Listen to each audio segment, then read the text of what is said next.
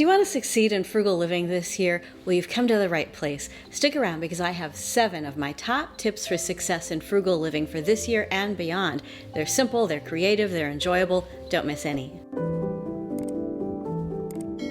Welcome, I'm Amy, and here at the Frugal Diaries, I give you tips and tools for frugal living, including my top 7 for this year and beyond. Let's get right to it. Number 1, start the year off right by looking back. Look back specifically at what went really well for you in frugal living over the past year, over the past 6 months. Pick a period of time to look back to and look at what you did really well. Take time to give yourself a pat on the back, enjoy what you see, enjoy all of the wonderful things that you did to make your frugal living a success. And then also look at the things that didn't go so well. They might have been things that had to do with frugal living directly, or they might have been things in your life that just affected how you lived. I experienced a year of enormous change, so when I went back and looked at my finances and my frugal living for this past year, it was all up and down. I had some periods of time where I felt very proud of how I did, but the reason I felt very proud of how I did was mostly because nothing was changing in my life at that point, and I could just keep everything going very smoothly.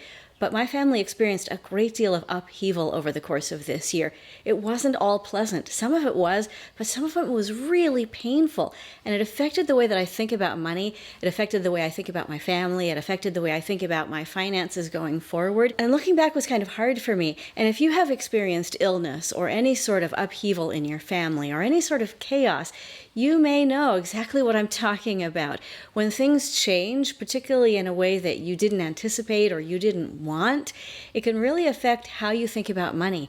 And if you're like me, you tend to get a little hand-wavy about it. I spent several months, honestly, living as a cheapskate as I normally do, but not paying as close attention to my budget as I did in the first half of the year when things were going smoothly, or so I had thought. And I have discovered that looking back gives me some real tools that I can use for the next tip, which is to look ahead. When I look ahead, I see a number of exciting things in my future. I have family scattered in places where I need to go to them, and so I'm going to be traveling quite a bit. I live in a part of the world right now where that is difficult, but it is approved, and I can travel as safely as possible with many precautions, and I have family who needs me, and so I know that I'm going to be traveling. I need to budget for that. I also know that I'm going to be doing some wonderful things here on the YouTube channel and related to the YouTube channel, and I need to budget and plan for that. And I also know that in my day job, I have some exciting training opportunities coming, and fortunately, my work has budgeted for that, so I don't have to plan for it, just budgeting my time. When I look ahead, I see possibility. What do you see when you look ahead? I want you to think about looking back as a strategy that helps you to look forward. The past launches us into the future. And when you're thinking about your frugal life, it is not separate from any other part of your life. I have found this to be so true, particularly as I look back and then I look ahead and I look back again and I look ahead again. My whole life is all wrapped up together. There's really no difference between Amy's frugal life and Amy's regular life. And anytime I try to separate those two, whether I'm looking back or whether I'm looking ahead, I get confused. I lose track of my priorities.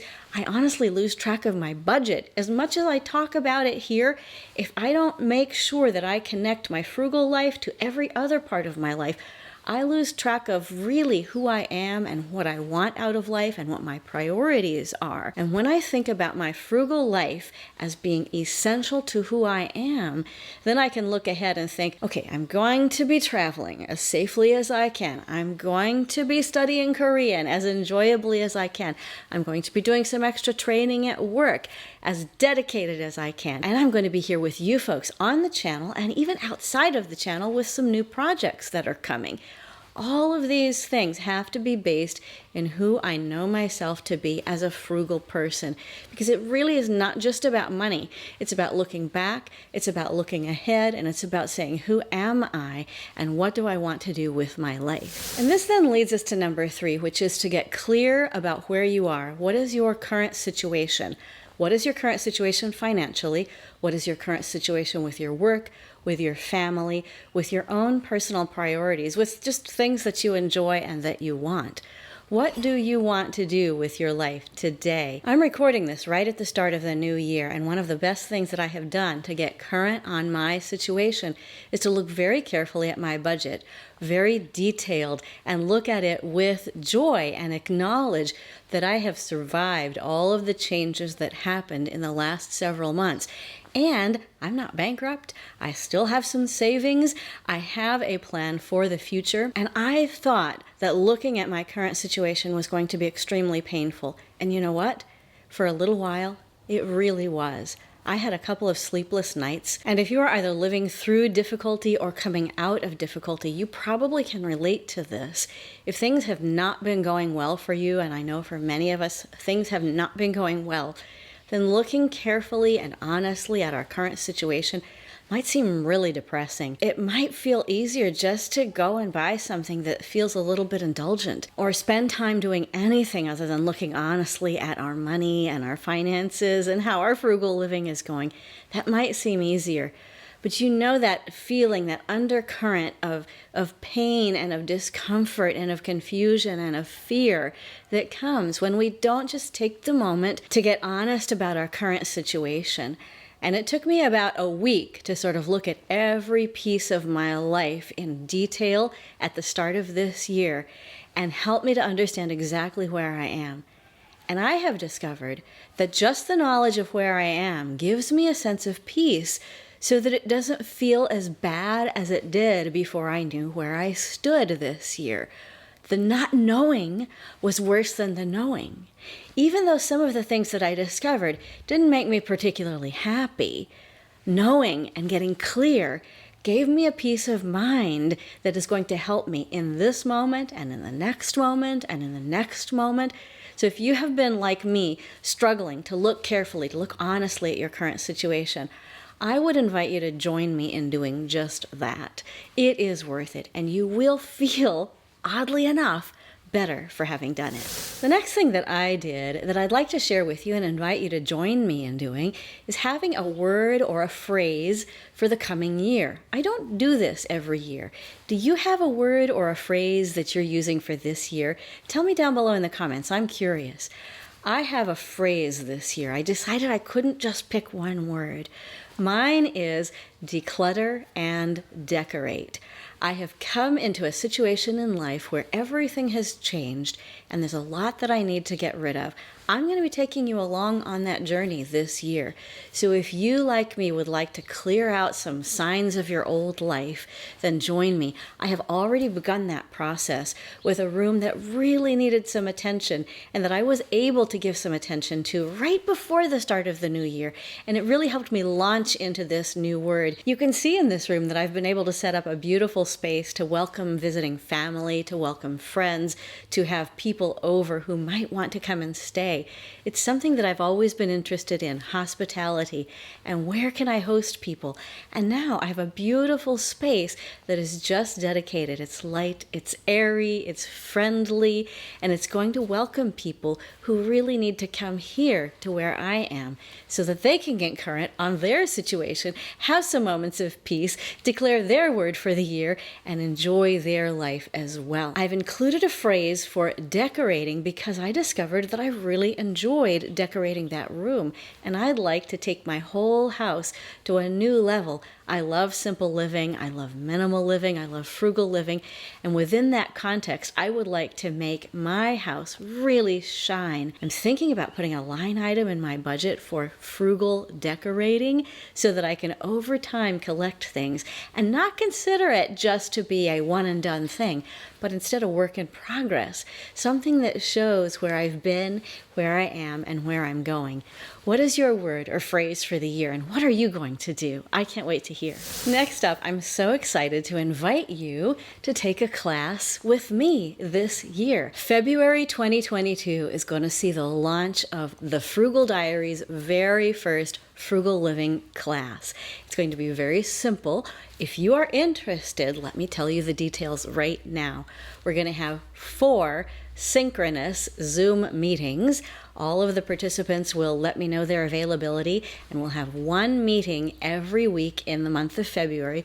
4 meetings Each meeting is going to be 40 minutes, and in between those 40-minute meetings, you're going to have some questions you're going to ask yourself, some plans that you're going to make, and some frugal living challenges to accept and to achieve. The cost is going to be $40. So if you think of it this way, there's 4 meetings, 40 minutes each, with homework in between, and it's $40 for the class. I would love to have as many of you as possible join in, but I'm only going to have groups of between 5 and 10. So if we get one group of 8, that will be ideal. If there are 16 of you who want to join in, I'll make 2 groups of 8 so that we don't have too big of a group. You'll get to have a small group experience with me once a week. If you think that you might be interested in this, send me an email to hello@thefrugaldiaries.com. That's the way you can reach me. And just put in the subject line, February Frugal Class. That doesn't commit you. It's fine. You're just asking for information. And then I will, for those of you who are interested, I'll send out some more details about how the class is going to go. We're going to start from the questions that you have about frugal living, and we're going to shape the class around a frugal living challenges that we as a group want to make together. I am so excited about this. I can hardly stand it. And I know that this is going to be popular. If you are doing a January no spend right now, don't worry, you don't have to pay for this in January. I know a lot of you follow Kate Caden and you're doing her January no spend. Congratulations, keep it up. But in February, you might want to jump off of that and take a class. 4 meetings, 40 minutes each meeting, $40, and you get to do homework and you get to work with a small group. Let's do this together. I am so excited. I'm a teacher. I have been wanting to teach this subject for a long time, and I want to meet you in person as well. So send me an email, hello@thefrugaldiaries.com, and I'll tell you all about it. Next, live simply in the moment.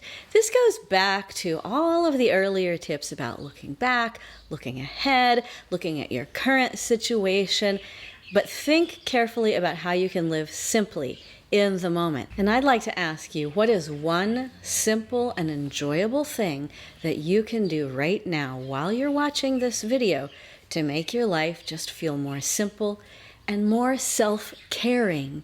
Can you roll your shoulders back a bit? Can you take a deep breath?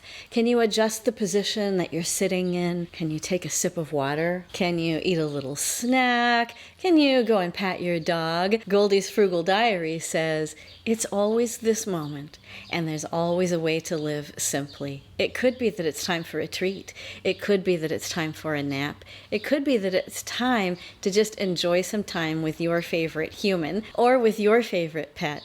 It could be that you have a dog like Goldie. It could be that you have a cat like Daisy. It could be that you have children or grandchildren or beautiful plants. What is it that is surrounding you in this moment that will help you to live simply and enjoyably right now? No waiting. There's no need to spend any money. There's no need to worry. What can you do right now to take a breath and live simply and enjoy your life right now? Last but certainly not least, I want to encourage you to join me in finding community this year. Over the past 2 years, many of us have felt incredibly isolated.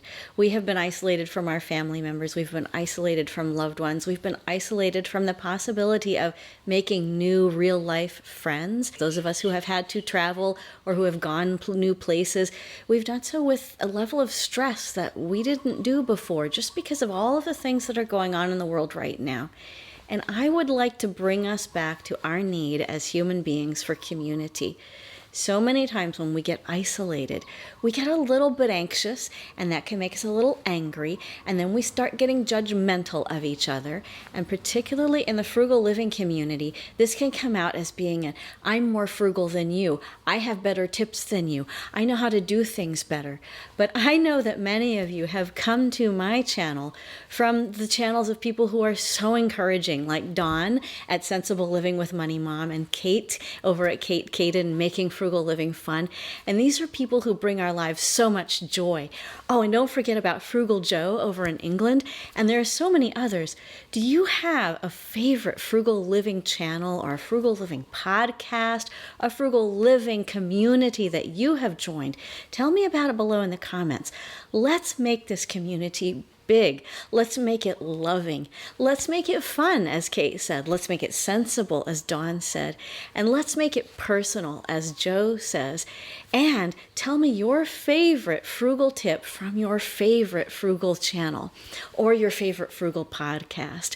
Our communities may be real life for some of us. They may still be these sort of cyber communities that we have, but they are no less real when we go and seek out community for the purpose of encouraging each other, for the purpose of loving each other, and for the purpose of supporting each other. So find community. If you haven't found community here yet, I'd love to encourage you to subscribe and hit the notification bell so you'll get notified first of new videos. And don't forget, if you'd like to have some communication in real time with other people here from this channel, send me an email at hello@thefrugaldiaries.com to get some information about our February Frugal Living class. I'm so excited about the community that we have here on YouTube across several channels, and I'm excited about taking that frugal living community into a new place this year. Let's care for each other, let's support each other, and let's be frugal together. Wherever you are on your frugal living journey, take the next step, whatever that next step is for you, and know that you are not alone, and I am so proud of you. Live frugally, change your life, and together we will change the world. I can't wait to see you again soon. Bye-bye.